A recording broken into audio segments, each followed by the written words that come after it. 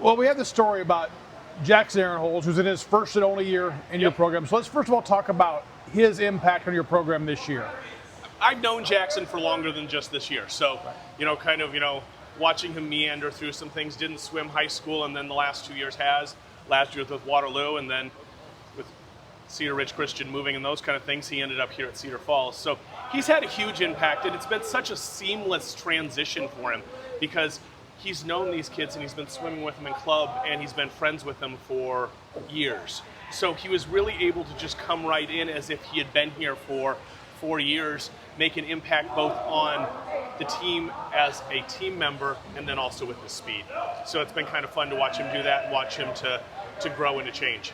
It seems like he kind of slotted right into your team as well. He filled in some of those relays where you lost some seniors last year. It seems like he found his way into your lineup pretty seamlessly. He did, because we lost a lot of those 50 and 100 guys that were doing some good things, well, especially the 100 and 200 guys, and so he slipped into those freestyle spots pretty quickly. He's actually very versatile. There's a lot of different places you can use him. On this team, though, he's been a freestyle person because that's where we needed him. You've got the state meet coming up. Yep. What kind of impact are you hoping for him at state? Well, I'm hoping that he can help take 2 of our relays to be right up there on the podium in top 3 in that 200 freestyle relay and the 200 medley relay. Last week, that 200 medley relay already broke our school record, and the 2 free relay was only 1/10 away, and that's a pretty big feat considering the group that had those relay records before were setting national age group records at the time. That was a time when those records are pretty fast, so to break any of those relay records is kind of fun, and I hope we can break them again here in a week. Well, not even a week, 3 days. Whenever I talk to you, whenever I talk to Chelsea about the girls program, both of you always talk about family and about the legacy of Coach Markinson. Now here's a young man whose grandfather swam at Cedar Falls. You coach with Coach Markinson. Talk about that entire, dynamic of this whole program.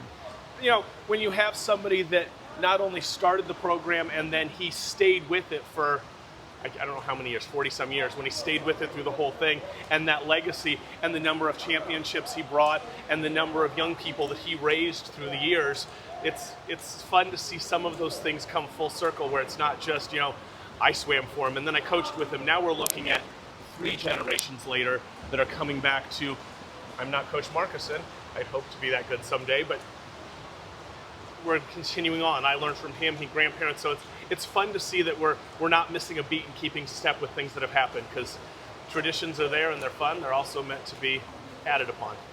And Jackson's grandfather kind of volunteers a little bit around the pool on meet day. Talk about what he does. He'll do some timing for us, and he's always in the stands for everything. He's very supportive of it.